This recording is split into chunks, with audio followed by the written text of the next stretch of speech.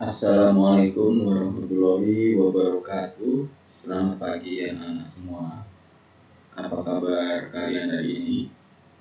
Mudah-mudahan semuanya dalam keadaan sehat walafiat, sehat selalu ya. Kita doakan juga kalau misalnya di antara kalian ada yang sedang sakit, kita doakan bersama-sama mudah-mudahan segera sembuh, segera sehat kembali dan dapat mengikuti kegiatan BDR kembali. Baik, pada pertemuan kali ini Bapak ingin menyampaikan materi lanjutan dari bab 2, yaitu tentang koordinat kartesius. Nah, pada pertemuan kali ini kita akan membahas kegiatan 3, yaitu materinya tentang memahami posisi garis terhadap sumbu X dan sumbu Y.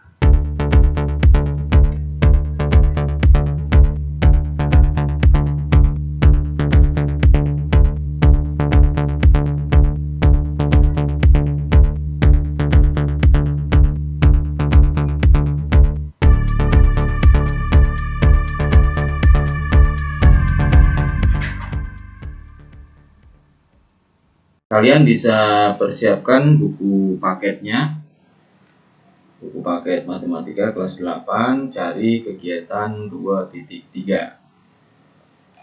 Baiklah, kita lanjutkan. Kalian simak dahulu ya apa yang ingin Bapak sampaikan pada paparan kali ini. Di tampilan ini Bapak menggambarkan sebuah koordinat kartesius yang sumbu mendatar, yang garis bilangan dengan warna hitam itu adalah sumbu X, kemudian yang tegak yang berwarna dengan angka berwarna merah itu adalah sumbu Y. Nah, di sini Bapak memiliki dua garis, yaitu garis K dan garis L. Ini dia garis K-nya berwarna biru. Posisinya ditempatkan seperti itu. Garis K melalui angka 5 pada sumbu Y. Ini ya, angka 5 pada sumbu Y. Nah, garis K ini dikatakan sejajar, posisinya itu sejajar dengan sumbu X. Kenapa sejajar? Karena setiap titik pada garis K itu memiliki jarak yang sama terhadap sumbu X. Ya, coba kita cek. Ini adalah garis K, kemudian ini sumbu X. Jaraknya itu berarti ini ya, ini jaraknya. Coba kita hitung ada berapa satuan jaraknya dari sumbu X ke garis K, berarti 1, 2, 3, 4, 5. Ya, atau lebih mudahnya tinggal kita lihat saja garis K ini melalui angka berapa pada sumbu X. Angka 5, berarti garis K ini berjarak 5 satuan dari sumbu X. Coba kita cek di sebelah sini. Betul nggak jaraknya 5 satuan? Saya hitung 1, 2, 3, 4, dan 5. Berarti betul jarak dari sumbu X terhadap garis K ini adalah 5 satuan. Sehingga dikatakan garis K itu sejajar dengan sumbu X. Oke, sekarang Bapak punya garis yang kedua, yaitu garis L. Bagaimana dengan garis L berikut ini? Sejajar juga dengan sumbu X atau tidak? Ya, garis L di sini berwarna merah. Posisinya ada di bawah sumbu X di sini. Nah, untuk mengecek garis ini sejajar dengan sumbu X atau tidak, sama seperti tadi garis K, berarti kita cek jaraknya sama nggak terhadap sumbu X. Ya, misalnya saya cek di sini, berarti jaraknya adalah 1, 2. 2 satuan. 2 satuan ya. 1, 2. Saya cek di sebelah sini. 1, 2. Ya, kemudian saya cek di angkanya. Ternyata garis L itu melalui angka negatif 2 pada sumbu X. Melalui angka negatif 2 pada sumbu X. Ya, berarti jarak garis L dengan sumbu X adalah 2 satuan. Nah, itu angkanya negatif, Pak. Kenapa jaraknya tetap 2 satuan? Betul. Jadi, jarak itu adalah satuan yang selalu bernilai positif. Tidak ada jarak itu bernilai negatif. Nah, angka negatif 2 itu menunjukkan posisinya. Jadi garis L melalui angka negatif 2, berarti garis L itu berjarak 2 satuan dengan posisi berada di bawah sumbu E. Kalau tadi garis K melalui angka 5, sini ya, 5, berarti dia berjarak 5 satuan di atas sumbu X karena berposisi positif. Oke, kita lanjutkan. Garis L yang berwarna merah ya, itu kalau kita ukur menggunakan busur derajat, itu akan membentuk sudut 90 derajat dengan sumbu Y. Ulang, garis L ini yang berwarna merah, kalau kita ukur menggunakan busur derajat, itu akan menunjukkan bilangan atau besar sudutnya adalah 90 derajat. Ini ya, 90 derajat. Nah, dengan demikian dikatakan bahwa garis L itu tegak lurus terhadap sumbu Y. Ini sumbu Y yang tegak ya. Kemudian ini garis L membentuk sudut 90 derajat, maka dikatakan garis L tegak lurus dengan sumbu Y. Ya. Nah, bagaimana dengan garis K? Garis K ini ya, kembali ke garis K yang bagian atas. Apakah sudut garis K dengan sumbu X itu 90 derajat? Maaf, diulang. Apakah garis K dengan sumbu Y itu membentuk sudut 90 derajat seperti garis L? Ternyata iya. Berarti garis K itu juga bisa dikatakan tegak lurus terhadap sumbu Y. Nah, di sini kita punya dua garis sejajar sumbu X, dia tegak lurus dengan sumbu Y. Ya, kita bisa simpulkan ini karena nanti kalian bisa coba lagi untuk garis-garis yang lain yang sejajar dengan sumbu X, apakah tegak lurus dengan sumbu Y. Itu kesimpulan kita ya. Garis yang sejajar sumbu X, maka dia akan tegak lurus dengan sumbu Y. Oke, kita lanjut. Bapak punya lagi dua garis, yaitu garis M dan garis N. Ini dia garisnya. Ya, ini adalah garis M berwarna biru. Kita cek, kita selidiki apa jarak dari garis M terhadap sumbu Y sekarang. Jarak dari garis M terhadap sumbu Y ada berapa satuan? Coba kita cek ya. Di bagian sebelah sini, Bapak mau cek berapa jaraknya. Ya, kita cek. Ya, kita cek ya. 1, 2, 3, dan 4. Berarti jarak garis M terhadap sumbu Y adalah 4 satuan. Coba kita cek di bagian yang lain di sini. Saya cek 1, 2, 3, dan 4. Berarti sama ya. Jaraknya adalah 4 satuan terhadap sumbu Y. Nah, di sini kita bisa simpulkan bahwa garis M sejajar dengan sumbu Y. Garis M sejajar dengan sumbu Y. Kita lihat. Garis M itu melalui angka negatif 4 pada sumbu X. Garis M melalui angka negatif 4 pada sumbu X. Berarti posisi dari garis M adalah berjarak 4 satuan dari sumbu Y di sebelah kiri. Jadi angka negatif 4 pada sumbu X itu menunjukkan bahwa garisnya berada di posisi sebelah kiri dari sumbu Y. Oke, berarti kesimpulannya apa ya? Kesimpulannya ini dia. Garis M sejajar dengan sumbu Y. Karena setiap titik pada garis M berjarak sama terhadap sumbu Y. Bagaimana dengan garis yang kedua? Ini dia garis keduanya muncul di sini. Garis N yang berwarna merah. Kalian bisa cek garis N itu juga berjarak sama terhadap sumbu Y. Berapa jaraknya? Jaraknya adalah 1 satuan. Karena garis N itu melalui angka 1 pada sumbu X. Karena melalui angka 1 positif pada sumbu X, berarti garis N berposisi di sebelah kanan dari sumbu Y. Nah, kalau kita ukur sudutnya terhadap sumbu X, kedua garis ini seperti apa?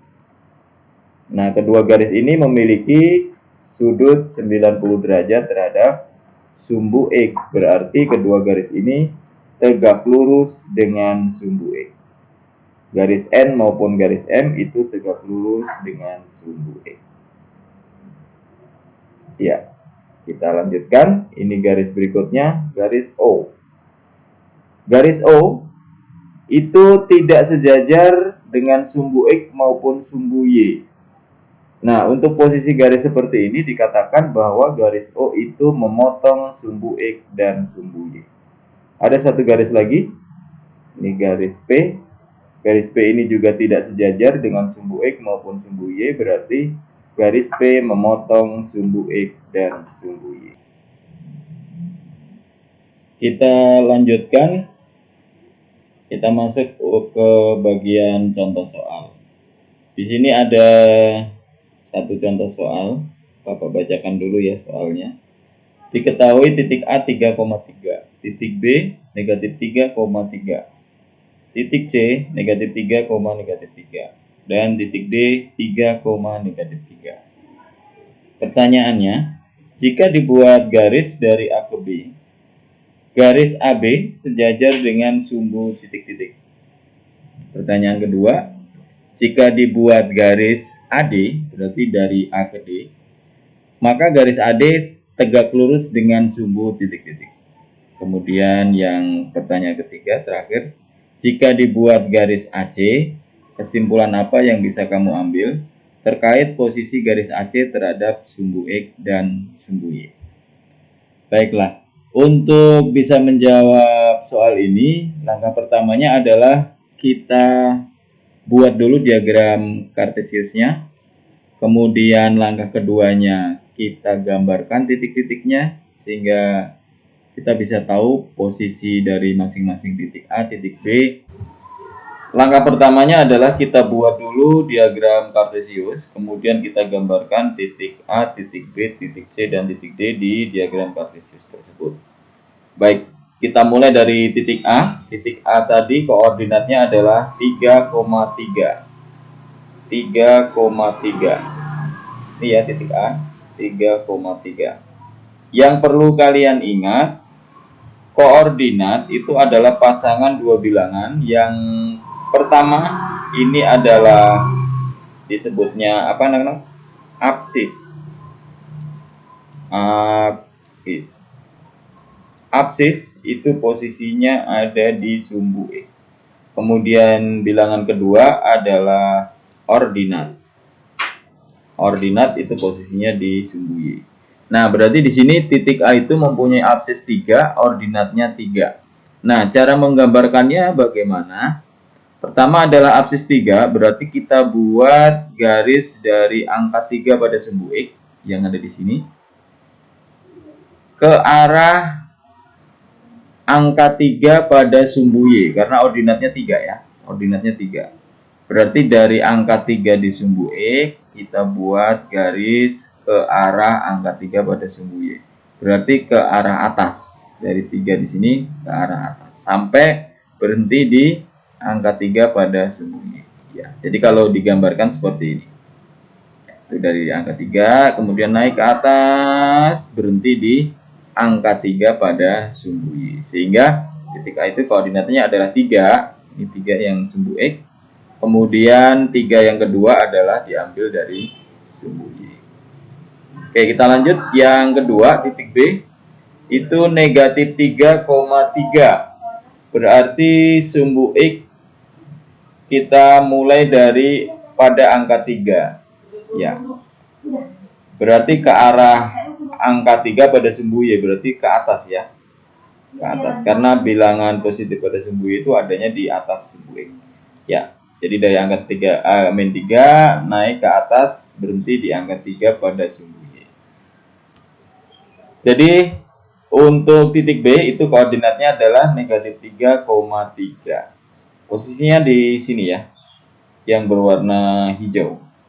Oke, kita lanjut. Yang berikutnya adalah titik C, negatif 3, negatif 3. Berarti dari angka negatif 3 pada sumbu X turun. Kenapa harus turun? Karena Y-nya negatif nih, negatif 3.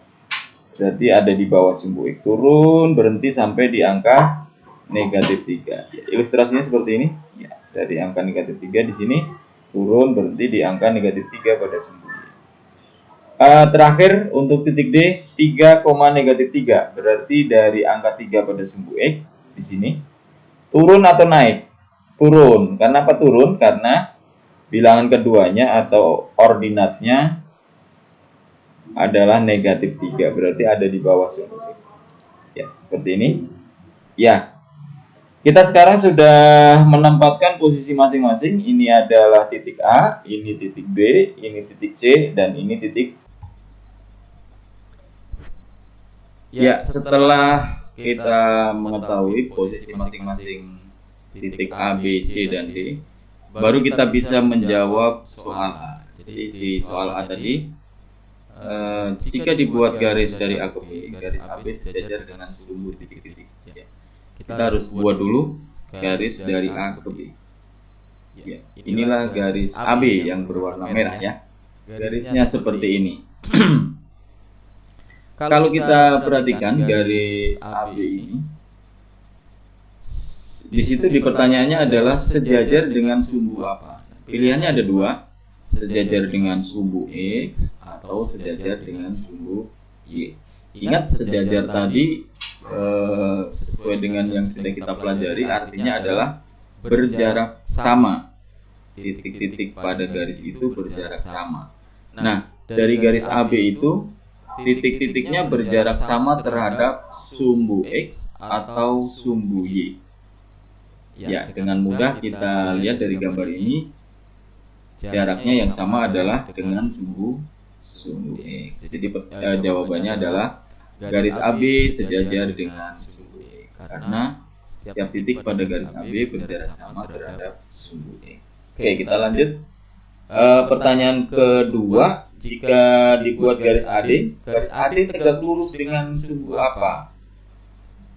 Ingat ya, tegak lurus itu berarti membentuk sudut 90 derajat atau sinus. Nah, kita gambarkan dulu garis AD-nya itu seperti apa. Ini dia garis AD yang berwarna biru tua ya, garis AD. Nah, garis AD ini membentuk sudut 90 derajat dengan sumbu X atau sumbu Y, karena pilihannya ada dua, sumbu X dan sumbu Y. Garisnya yang warna biru tua. Ternyata garis AD itu membentuk sudut 90 derajat terhadap sumbu X. Ini sudut 90-nya di sini ya. Oke, lanjut. Yang ketiga, yang terakhir, jika dibuat garis AC, kesimpulan apa yang bisa kamu ambil terkait posisi garis AC terhadap sumbu X dan sumbu Y? Nah, kita buat dulu garis AC-nya seperti apa. A-nya ada di sini, C-nya ada di sini. Berarti garisnya adalah ini dia, yang garis warna hijau. Ya, ternyata garis AC itu tidak tegak lurus maupun tidak sejajar dengan sumbu X dan sumbu Y. Lihat ya. Atau sesuai dengan yang sudah kita pelajari tadi sebelumnya, berarti garis AC ini dikatakan apa? Memotong sumbu X dan sumbu Y.